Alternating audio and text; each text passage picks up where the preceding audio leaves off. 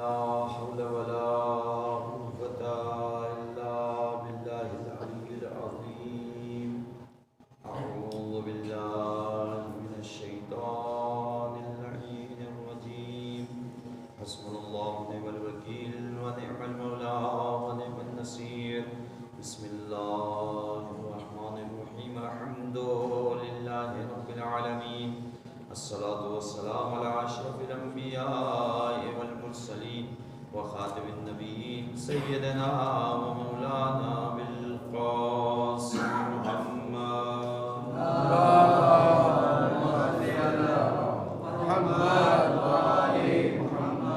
وعلى أهل بيته الطيبين الطاهرين المعصومين المظلومين ولعنة الله على أعدائهم أجمعين من يومنا هذا إلى قيام يوم الدين. أما بعد فقد قال الله تعالى في القرآن الحكيم وهو أصدق الصادقين وقوله الحق. بسم الله الرحمن الرحيم. وقضى ربك ألا تعبدوا إلا إياه وبالوالدين إحسانا. اللهم صل على محمد وآل محمد. بزرگان محترم، معزز سامعین کرام، ایصال ثواب کی مجلس، ایک بیٹے نے اپنے باپ کے ایصال ثواب کے لیے مجلس عزا منعقد کی. پروردگار قرآن مجید میں ارشاد فرما رہا ہے وَقَضَىٰ رَبُّكَ أَلَّا تَعْبُدُوا إِلَّا إِيَّاهُ وَبِالْوَالِدَيْنِ إِحْسَانًا.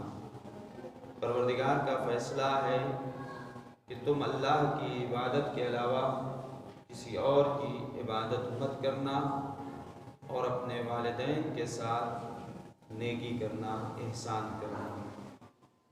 والدین کے ساتھ احسان زندگی میں بھی کرنا ہے، اور والدین کے ساتھ احسان والدین کا اس دار فانی سے رخصت ہو جانے کے بعد ان کے ایصال ثواب کے لیے احسان کرنا ہے.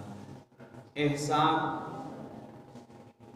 متعدد طریقے ہیں احسان کرنے کے. مثلا ماں باپ کی قضا نماز ہے، اولاد قضا نماز کو ادا کر رہا ہے. کوئی قرض وغیرہ ہے اس کو ادا کر رہا ہے، یا پھر انفاق کر رہا ہے، خرچ کر رہا ہے راہ خدا میں والدین کی طرف سے. اور انفاق کے سلسلے میں قرآن مجید ارشاد فرما رہا ہے وَأَنفِقُوا فِي سَبِيلِ اللَّهِ وَلَا تَلْقُوا بِأَيْدِيَكُمْ إِلَى التَّهَلُّكِ. اللہ کی راہ میں انفاق کرو، خرچ کرو اللہ کی راہ میں، اور اپنے نفس کو خرچ نہ کرنے کی وجہ سے، انفاق نہ کرنے کی وجہ سے اپنے آپ کو ہلاکت میں مت ڈالو. یعنی راہ خدا میں اگر کوئی انفاق نہیں کرتا ہے گویا کہ وہ ہلاک ہو رہا ہے. تو قرآن کہہ رہا ہے، قرآن کی آیت جو کہہ رہی ہے وَأَحْسِنُوا، اور نیکی کرو، إِنَّ اللَّهَ يُحِبُّ الْمُحْسِنِينَ. نیکی ہی کرنے والوں کو اللہ دوست رکھتا ہے. انفاق انسان کرے گا تو انفاق ہے نیکی، اور جب انسان نیکی کرے گا تو اللہ نیکی کرنے والوں کو دوست رکھتا ہے. اور جس کو اللہ دوست رکھتا ہے وہ انسان سعید کہلاتا ہے، وہ انسان کامیاب کہلاتا ہے، وہ انسان مفلح کہلاتا ہے جسے اللہ دوست رکھے. صلوات دیجئے محمد والے محمد.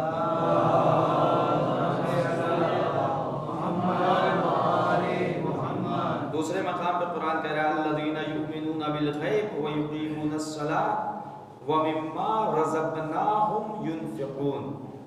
بے شک وہ لوگ جو غیب پر ایمان رکھتے ہیں، غیب پر ایمان رکھتے ہیں.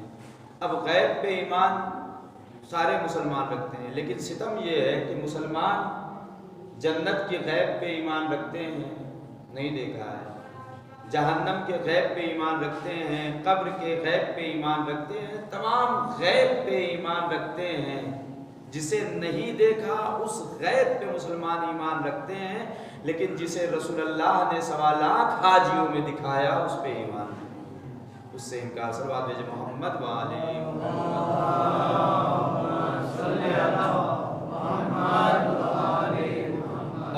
مطلب تو یہ ہے کہ جو گمراہ کرنے والا ہے شیطان، اس کے اوپر انسان کو یقین ہے، مسلمانوں کو یقین ہے کہ شیطان ہے، زندہ ہے، ابھی اتنی لمبی عمر پائی ہے، لیکن جو ہادی برحق ہے اس سے انکار ہے مسلمان۔ یہ ہے ایمان۔ ہم آخری امام کا انتظار کر کے ان کی غیبت پہ یقین رکھ کے بتانا چاہتے ہیں کہ ہم صاحبان ایمان ہیں، نہ کہ تم۔ صلوات بھیجیں محمد وعلى محمد،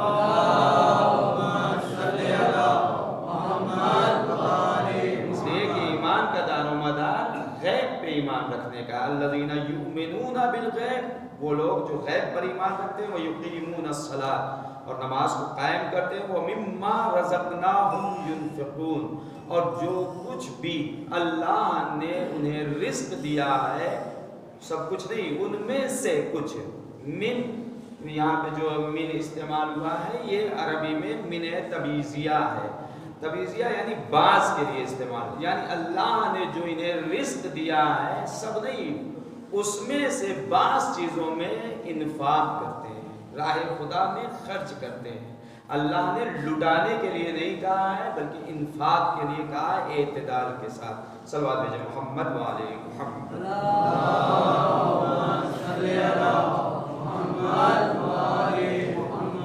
چھٹے امام فرماتے ہیں کہ من ایقنا بالخلف جادا بالعطیہ، جسے قیامت میں ملنے کا یقین ہوتا ہے وہ راہ خدا میں انفاق کرتا ہوا نظر آتا ہے۔ انفاق وہی کرے گا جسے پروردگار پہ یقین ہو، جسے آخرت پہ یقین ہو۔ اور خود شہزادی فرماتی حببا الیہ من دنیاکم ثلاث، تمہاری دنیا میں سے مجھے 3 چیزیں بہت پسند ہے۔ شہزادی اپنی پسند فرما رہی ہیں، بتا رہی ہیں، اور یہ شہزادی کی پسند گویا کہ یہ ان کا فضائل ہے، یہ ان کی فضیلت ہے جو بیان کر رہی ہیں۔ کیا ہے؟ تلاوت و کتاب اللہ، پہلی چیز اللہ کی کتاب کی تلاوت جو ہمارے درمیان سے ختم ہو رہی ہے، دھیرے دھیرے ختم ہوتی چلی جا رہی ہے، لوگوں کو شوق نہیں ہے تلاوت کرنے کا۔ اور شہزادی نے تو اپنی وصیت میں کہا تھا مولا کائنات سے، علی میری قبر پہ قرآن کی تلاوت کرنا۔ اور مولا کائنات نے جو حارث حمدانی کو نامہ لکھا تھا اس میں انہوں نے تاکید کی تھی کہ قرآن سے نصیحت حاصل کرو، اس سلسلے میں بحث ہو چکی ہے۔ پھر دوسری چیز شہزادی فرماتی والنظر فی وجہ رسول اللہ، دوسری چیز جو مجھے پسند ہے وہ رسول کے چہرے کی طرف دیکھنا مجھے بہت زیادہ پسند ہے۔ اب ہو سکتا ہے ہم میں سے کوئی کہے یا رسول اللہ، شہزادی ہمارے زمانے میں تو رسول اللہ تھے نہیں، ہم کیسے رسول اللہ کے چہرے کی طرف زیارت کریں، یہ ثواب ہم حاصل کریں، اس ثواب کو ہم درک کریں؟ تو رسول اللہ کی حدیث ہے کہ عالم کے چہرے کی طرف دیکھ لو، یہ دیکھنا تمہارے لیے عبادت ہے، گویا کہ تم نے میرے چہرے کی عبادت کی ہے، میرے چہرے کو دیکھا ہے۔ اور اس کے بعد تیسری چیز شہزادی فرماتے والانفاق فی سبیل اللہ، اور دنیا کی چیزوں میں سے مجھے راہ خدا میں خرچ کرنا پسند ہے۔ یہ انفاق یہ اہل بیت کی پسند ہے، یہ شہزادی کی پسند ہے، جس کے صدقے میں پوری کائنات خلق ہوئی ہے، اس کی پسند ہے یہ انفاق۔ اور اس کے بعد رسول اللہ نے فرمایا کہ اگر کسی انسان کے پاس انفاق کیسے کیسے اس کے مراحل تک بتائے ہیں رسول اللہ نے کہ کس طریقے سے انفاق کرنا چاہیے۔ مثلا کسی کے پاس مثال دی رسول اللہ نے، اگر کسی کے پاس کھجور ہو، کسی کے پاس روٹی ہو یا درہم و دینار ہو اور وہ انفاق کرنا چاہتا ہے تو سب سے پہلے اپنے والدین کے لیے کرے۔ یہ ہے والدین کی اہمیت، سب سے پہلے اپنے والدین کو دے، اپنے والدین کو دے، اس کے بعد اپنے اہل و عیال کا خیال کرے، اپنے اہل و عیال کے لیے اللہ کی راہ میں اگر خرچ کرنا چاہتا ہے، پھر اس کے بعد اپنے رشتہ داروں کو، پھر اس کے بعد چوتھا مرحلہ رسول اللہ نے بیان کیا کہ جو ضرورت مند افراد ہیں ان کے لیے راہ خدا میں انفاق کرو، ان کو دو۔ صلوات بھیجیں محمد وعلی محمد۔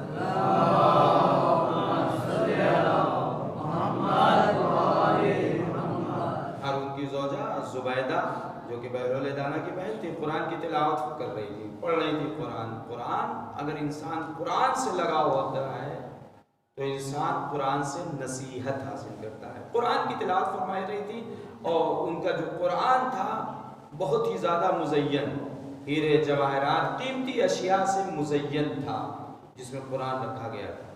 یہ قرآن پڑھ رہی تھی، پڑھتے پڑھتے اس آیت پہ پہنچی، لن تنالوا البر حتی تنفقوا مما تحبون۔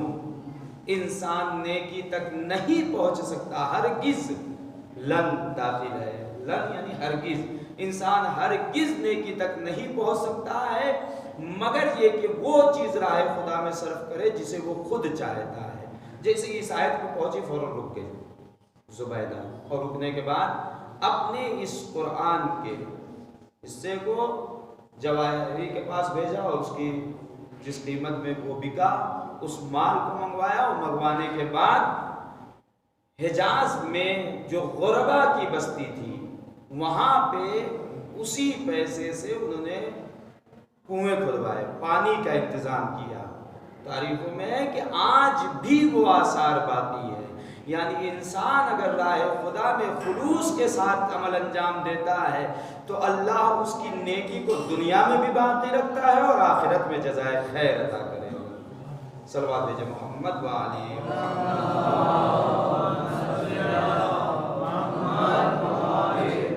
اور اسی کے مقابلے میں آتا ہے بخل۔ بخل کی مذمت کی ہے قرآن نے، وَلَا يَحْسَبَنَّ الَّذِينَ يَبْخُلُونَ بِمَا آتَاهُمُ اللَّهُ مِنْ فَضْلِهِ هُوَ خَيْرٌ لَهُمْ۔ تم ہرگز گمان مت کرنا، ہرگز سوچنا نہیں، گمان نہ کرنا، فکر مت کرنا وہ لوگ، ان لوگوں کے بارے میں کہ جو لوگ بخل کرتے ہیں، کنجوسی کرتے ہیں اس چیز میں جو اللہ نے انہیں اپنے فضل سے عطا کی ہے، ہوا خیر لہم، کہ وہ چیز ان کے لیے بہتر ہے۔ بخل کرنے کے بعد یہ چیز جو بچا رہے ہیں یہ ان کے لیے بہتر ہے، یہ گمان بھی نہ کرنا یہ چیز ان کے لیے بہتر نہیں ہے، بل ہوا شر لہم، بلکہ یہ چیز جو بخل کی وجہ سے بچا رہے ہیں، انفاق نہیں کر رہے ہیں، یہ برائی ہے ان کے لیے۔ قرآن کہہ رہا ہے برائی ہے، اور اس کے بعد قرآن کہہ رہا ہے تھیوریوں کو بدل کے قرآن تلخ لہجے میں قرآن کہہ رہا ہے سَيُطَوَّقُونَ مَا بَخْلُوا بِهِ يَوْمَ الْقِيَامَةِ، جس چیز میں انہوں نے بخل کیا ہے اللہ اسے توق بنا کے ان کی گردن میں ڈال دے گا قیامت کے دن۔ اور اس کے بعد اللہ کہہ رہا ہے وَلِلَّهِ مِيرَاثُ السَّمَاوَاتِ وَالْأَرْضِ، یہ جو کچھ بھی زمین و آسمان میں ہے سب کی سب چیزیں اللہ کے لیے ہے۔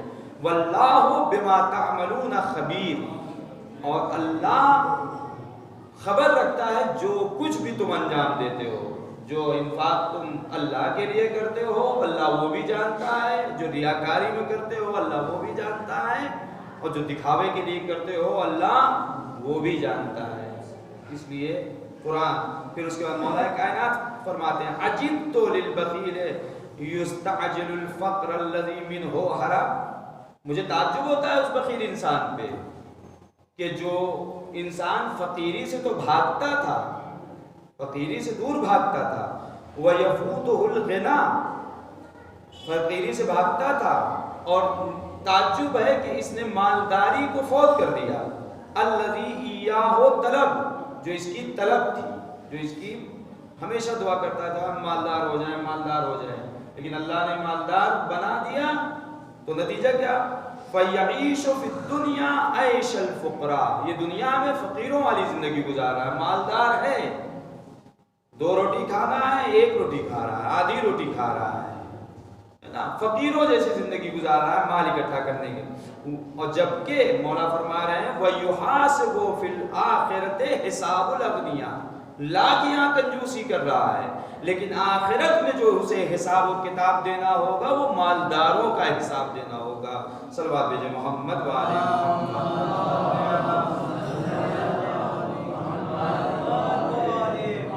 چھٹے امام فرماتے ہیں یہ قال ثناء المعروف، امام فرماتے ہیں کہ نیکیوں کا انجام دینا وہ حسن البشر ہے، اور اچھے سے ہنس کے لوگوں سے ملنا، یکسبان المحبت، یہ چیز محبت کو کسب کرتی ہے، محبت پیدا کرتی ہے، وَيُدْخِلَانِ الْجَنَّةَ، اور یہ دونوں چیزیں انسان کو جنت کی طرف داخل کرتی، جنت میں لے کے جاتی ہیں۔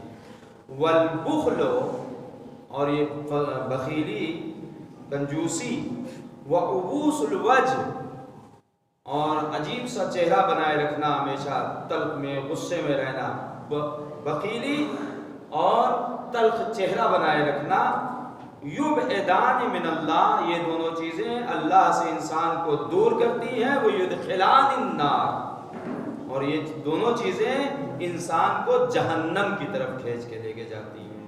یعنی بخل کی مذمت کی ہے اسلام نے، بخل کی تعریف نہیں کی ہے۔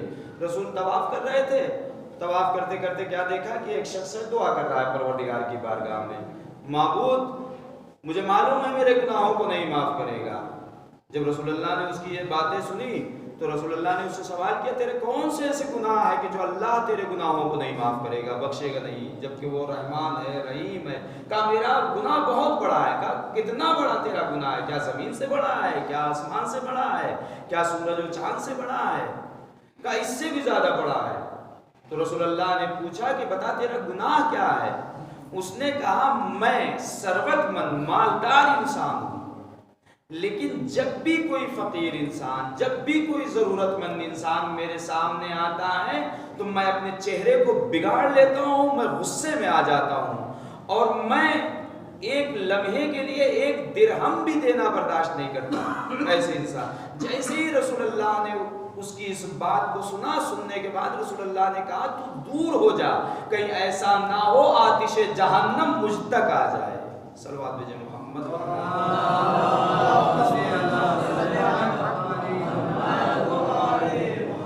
تو بخل انسان کو جہنم کی طرف کھینچ کے لے جاتا ہے، لیکن انفاق اللہ کی راہ میں اگر کوئی انسان خرچ کرتا ہے، نیکیاں کرتا ہے، تو انسان جنت کی طرف جائے۔ اور نیکیوں میں انسان اپنے والدین کے ساتھ نیکی کرے، اپنے رشتہ داروں کے ساتھ نیکی کرے، اپنے اہل و عیال کے ساتھ نیکی کرے، اور والدین کے لیے تو باقاعدہ قرآن نے کہا ہے وَقَضَىٰ رَبُّكَ أَلَّا تَعْبُدُوا إِلَّا إِيَّاهُ وَبِالْوَالِدَيْنِ إِحْسَانًا، اپنے والدین کے ساتھ احسان کرو، نیکی کرو۔ اور میرے عزیزو، اس چیز کو سمجھنے کے لیے انسان یہ نہ سوچے کہ مثلا ہم راہ خدا میں صرف کریں گے، خرچ کریں گے تو وہ ضائع ہو جائے گی۔ آپ دیکھیں امام حسین علی مقام کو مٹانا چاہا تھا ظالموں نے، لیکن امام حسین علی مقام نے اللہ کی راہ میں سب کچھ قربان کر دیا۔ کیا کچھ بچایا امام حسین علی مقام نے؟